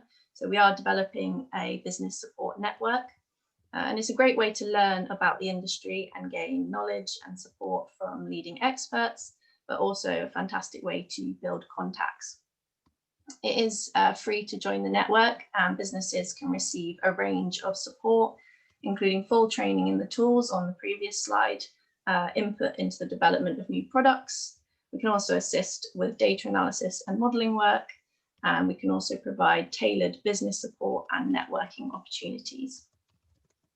So I have included on screen now the network at the moment, so you can see a really diverse range of businesses involved there, and we really do encourage you to get involved. So if you are interested in business-to-business networking and collaboration, or even collaborating between the research and development side of the industry with our academic organisations, please do get in contact. My email's on screen now. So if you would just like to hear more about the project and the business network, do get in touch. So hopefully that kept to 3 minutes, Ian. That's perfect timing, Sophie. Thank you. Brilliant. All right. Thank you. Brilliant. Okay. And our second 3-minute pitch is from Alec from Pembrokeshire Coastal Forum. Hello. Thank you, Ian. I am just going to share my screen as well. Sophie, if that's... Yeah, I can see that. Yeah, was it full screen? Great. Yeah. Great, yes, thank you. So I'm Alec Denny, the Sustainable Recreation Coordinator with Pembrokeshire Coastal Forum, presenting the Wales Activity Mapping, or WAM project. Through a range of projects, of which WAM is one, PCF works to inspire, collaborate and deliver solutions for sustainable coastal communities. So what is WAM? It's a study into the type, amount, frequency and distribution of recreation and tourism. And the data is stored in a web-based geographical information system, including the infrastructure and management issues. Initially, data was collected between 2008 and 10, covering the South West Wales coastline. And the most recent project between 2018 and 2020 updated the data 10 years on. It was funded by Natural Resources Wales, Welsh Government and the Pembrokeshire Coast National Park Authority. And it was supported by a wide knowledge base. 341 interviews were conducted with 93 contacts and ranged from outdoor recreation professionals, coastal land managers and community council representatives. So the project need is highlighted by the growth of coastal activity and tourism. So this slide showing recreation usage data around the St David's Peninsula. And there is a need to balance growth within a protected landscape. The value of blue spaces has been highlighted by COVID and the intrinsic link between recreation in the natural environment and well-being. People who use blue space say they gain psychological benefits from the experience, and an economic impact valuation of outdoor activity tourism in Wales estimated an annual contribution of outdoor activity tourism to the economy of Wales at approximately 481 million. And believe that good evidence allows good decisions. So how can you consider or measure planning, policy, management without baseline data? The data has been provided to a number of organisations to aid a variety of developments. They highlighting the economic valuation marine recreation activity, which calculated total expenditure associated with activities taking place in the case study area of St David's at an estimated 51.4 million per annum. And also recent uses include a recreation impact study using the latest project data. An external ecological consultant mapped the risk to marine protected areas from recreational activities. So really today was a stop tour. We'd like this to be a quick showcase of the WAM project, an introduction to where the information is and how to access it. We would like stakeholders outside the South West Wales coastline region to envisage how they would be able to consider recreation activities and if WAM or a similar approach is relevant for their area. And believe that currently there is an opportunity with a large area of coastline without data to provide an evidence base, to allow management to be sympathetic and sustainable, to enable a positive value to the Welsh economy. Oh, I've lost my slideshow, I think. Thank you, Alex. Brilliant, thank you. Very exciting, yes. So I had contact details at the end there, which I don't know where that went. There we go. Perhaps if you put those in the chat, that would be brilliant. Yeah. For the audience. There Thank we you. go. Okay, Thank you very much. Coming back home again, Kelly, if you'd like to talk about your project, please. Yes, thank you ever so much. So hello all, my name is Kelly Jordan and I'm the Senior Entrepreneurship Officer here at Swansea University, running a project which looks to make all our students more entrepreneurial. Doesn't always mean going to start a business, but allowing them to gain the skills to stand out in the competitive labour market and create entrepreneurial graduates. So we have a commitment to our students to helping them develop these skills. We committed to the region of Swansea and Wales to help people who want to go and start businesses and support them and guide them to make it a better region and obviously their impact on the economy. And what I'm here today to talk to you guys about, as you can see, there's some details on there if you'd like to get in touch with us about the enterprise team. But we were calling out because we would love to work with local businesses to provide us with real life challenges that our students can get involved in. So if your organisation, you'd like to work with us in the university, maybe have some students come on entrepreneurial work placements with you, provide us with real life challenges you'd like some innovative, fresh minds to work on, please can you get in touch because we would love to work with you and support you and develop our students at the same time. So contact details are just on the page here. If you'd like to follow us on any social media, please do, so you can see what we're doing and obviously the success stories of some of our fantastic students. And also drop us an email. It's enterprise@swansea.ac.uk. And like I said, we work across the whole university with students from all different disciplines and from all different age groups, from foundation studies all the way up to PhD. So please reach out. We'd love to work with you and develop your businesses going forward. Thank you, Kelly. Well, I'm sure there are plenty of problems and challenges that we've brought up today that a group of talented students could try and pick out some solutions to. So, and there's some business opportunities if you get the right solutions to the right problems. I'm just going to, sorry, Ian, I'm just going to add in as well our impact report. So if anyone would like to see what we've been up to over the past year, and some really good stuff on there the students have been doing, that we've been doing also. So we'd love for you to take a look at that. Brilliant, thank you. Okay, our next speaker, Martin, is from the Dorset Coastal Forum and brings us a perspective from outside of Wales. Martin. Thank you. Hopefully you can see my slide, Ian. Yeah. Great. Okay. Yeah. So thanks for allowing me to speak. I'll shift the focus slightly across the border across the Bristol Channel as well into the southwest of England and Dorset. Really just to highlight the work that we're doing here in Dorset in the aquaculture sector and sustainable aquaculture sector. I've been working for the past 4 years now as Aquaculture and Fisheries Development Officer. And we work across a wide range of businesses to help them develop sustainable aquaculture in Dorset in the southwest. So why come to Dorset and why work with Dorset? Well, we have here something called a High Potential Opportunity, which is an award from the Department for International Trade, which highlights the existing sector in Dorset in the aquaculture sector and shines a spotlight on an international stage. It's in essence, it's a shiny brochure that sits in consulates across the globe. And if anybody in those consulates around the globe hears of investors looking to move into the aquaculture sector and move across into the UK, they can highlight the sector and say, look, well, look at Dorset, look what's already here. And it helps develop more interest for investors. Peter earlier mentioned a very interesting point with regards to political will. We have a great momentum and great political will in Dorset to deliver the sector across the county and the southwest. Alongside that Department for International Trade, HPO, we also have aquaculture written into the Dorset Council Economic Plan and also the BCP, Bournemouth, Christchurch and Poole Economic Plan. And alongside that, I also chair the Southwest Aquaculture Network, which works right across the southwest to develop the sustainable sector alongside the floating offshore wind sector and the maritime economy and marine autonomy sector. So that obviously fits with the work that's going on from Natural Resources Wales in the floating offshore wind sector.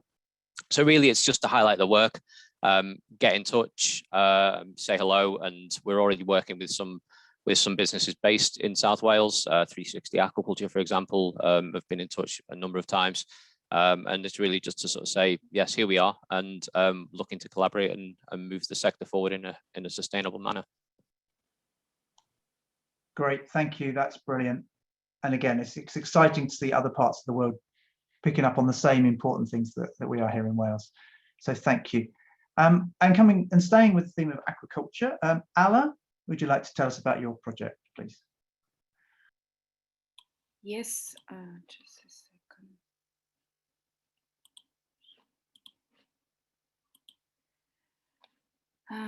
Hello, everyone. Thank you very much for the opportunity to talk about our project. It was like last minute agreement, so thank you. So I would like to today introduce Algae AD project, creating value from waste nutrients by integrating algal and aerobic digestion technology. So please follow our project from on extensive social media activities, our website and so on. Just a few numbers. So it's Interreg funded project. Theme is resource and material efficiency. We have partnership with 4 countries, France, Belgium, Germany, and UK. And main focus of our project is growing algae using nutrients on excess of digestate from anaerobic digestion and used as an animal feed ingredient.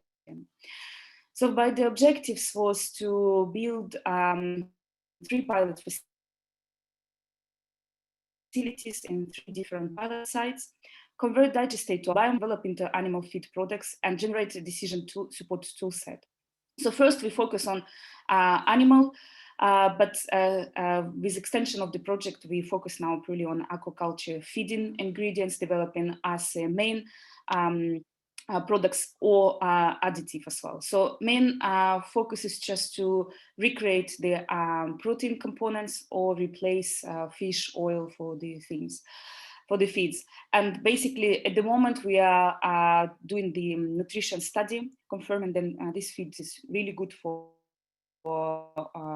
fish, and in future development will be confirmed this result. So please follow our project, and if you want to collaborate, please contact me. Thank you. Great, thank you, Ala, for that introduction.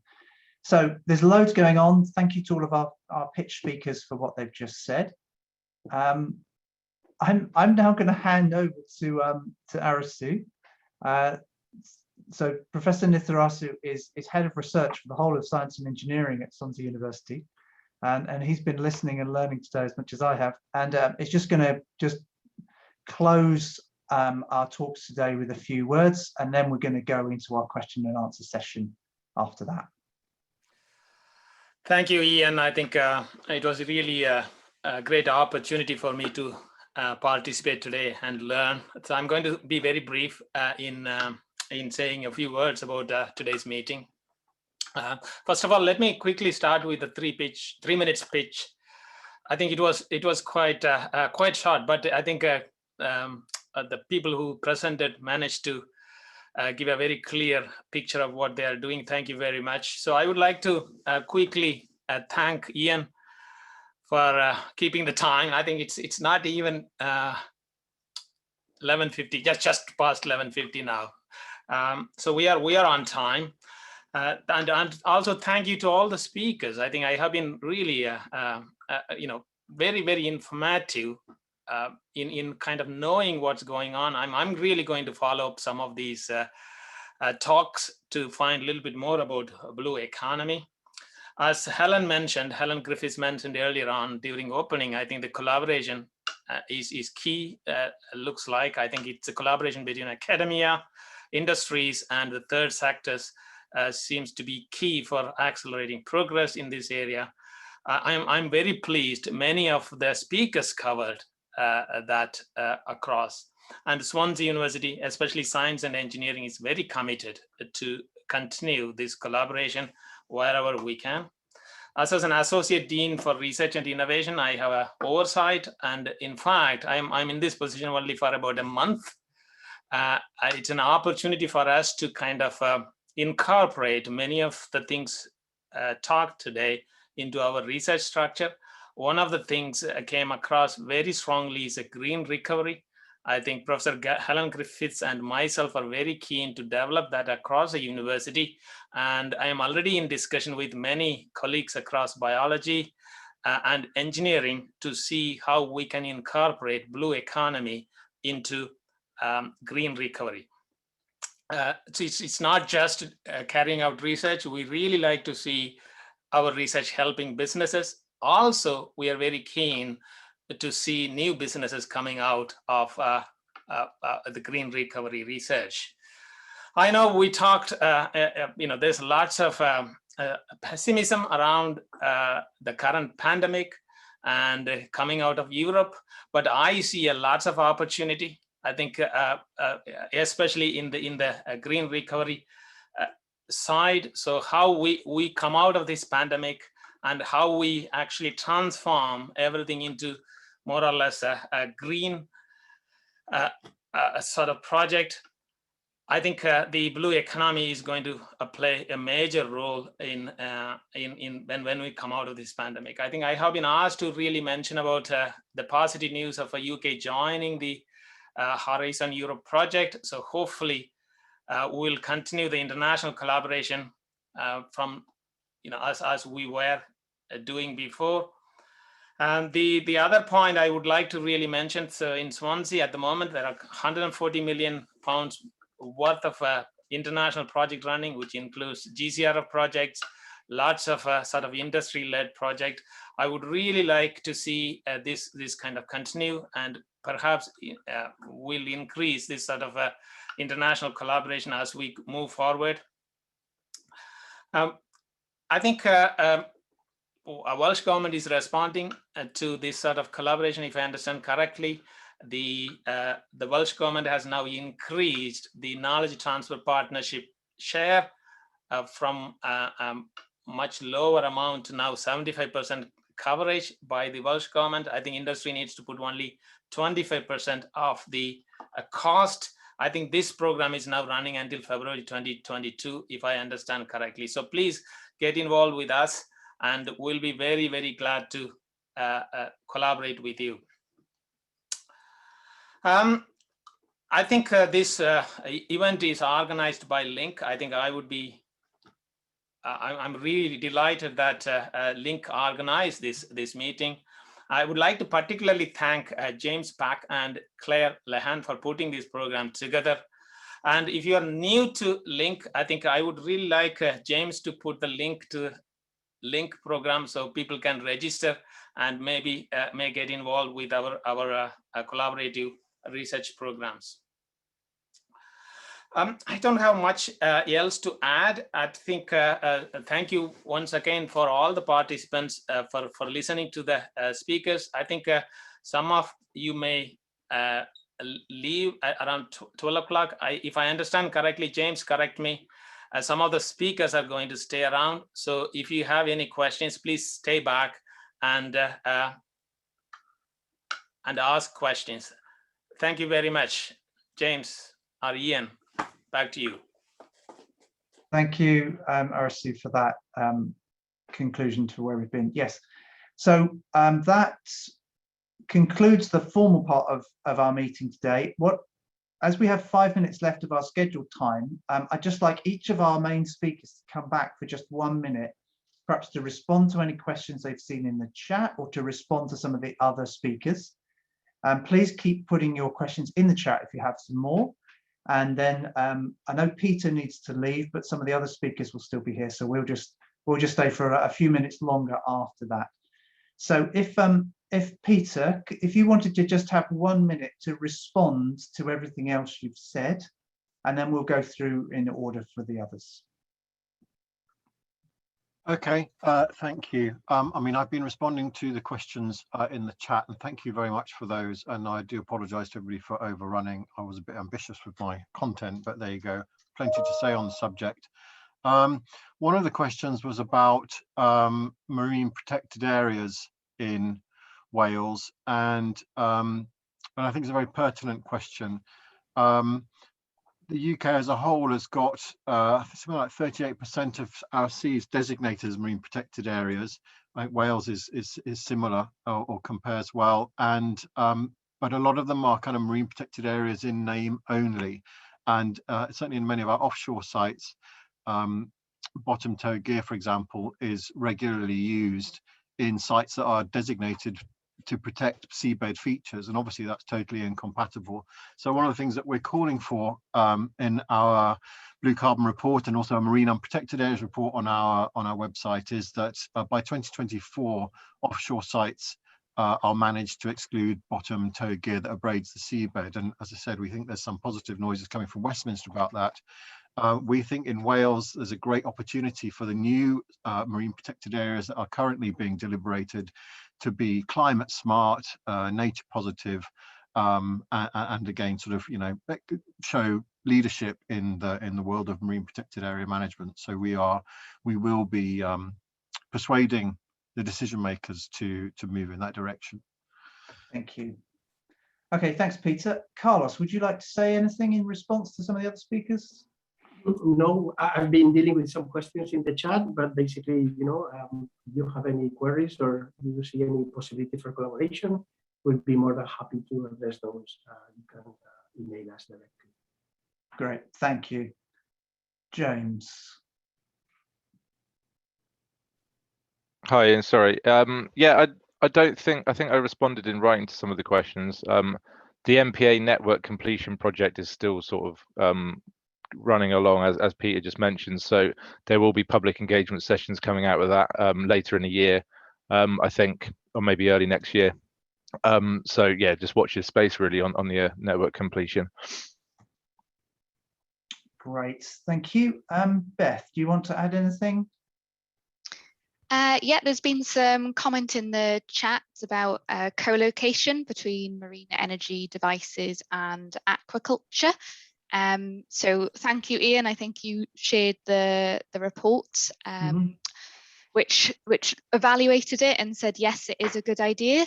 So obviously this is still an emerging industry, so it's something that developers are looking at. I don't believe there's any active projects currently, but it's definitely a dialogue that's starting. And I think it kind of brings us into the whole sort of marine spatial planning aspect and sort of where's good locations for all the activity in Welsh waters. Because yeah, it's definitely a balance between sort of protecting and sustaining our environment and then looking at sort of sustainable production using our Welsh resources. There's a few comments as well about supply chain. So I've mentioned that we're looking to kick off a supply chain engagement in the next month or so. And we'll be launching our State of the Sector report now next month, which sort of details the activity and sort of the economic investment, looking throughout the supply chain in Wales as well. So that's a good one to look out for if you are interested in sort of how supply chain are getting involved in this industry. Yeah, and you're focusing specifically on the marine energy sector.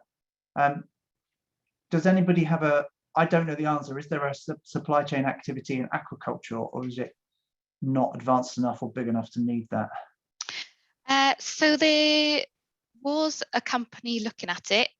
Their name escapes me now. It was something like Aquaculture Wales or something, which was looking at developing aquaculture in Wales. And again, they were looking at supply chain engagement. So I've said in the chat, we're looking at diversification away from oil and gas, but also aerospace, automotive, manufacturing. And actually the Selkie network could be a really good starting place for businesses looking to diversify into the marine energy sector. So it would definitely be worth joining the business network, and Selkie are running a series of events, like Sophie mentioned, looking to diversify and helping companies diversify.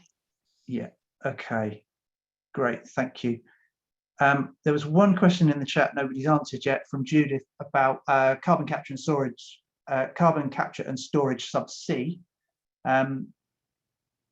Probably nobody here who knows enough about geology to answer that question, but the idea of putting carbon back into disused oil and gas reservoirs to lock it away as liquid carbon dioxide is a good idea, but probably outside the scope of people doing things on the surface of the sea and under the surface of the sea and just in the bottom of the seabed, not a kilometre down. So yes, it's a good idea, but it's perhaps outside the remit of this group. Yeah, and I think in terms of the storage element, there's a lot being done to look at sort of how we can help with the sort of baseload power of marine renewables, and there's real focus on hydrogen, using hydrogen as storage for that.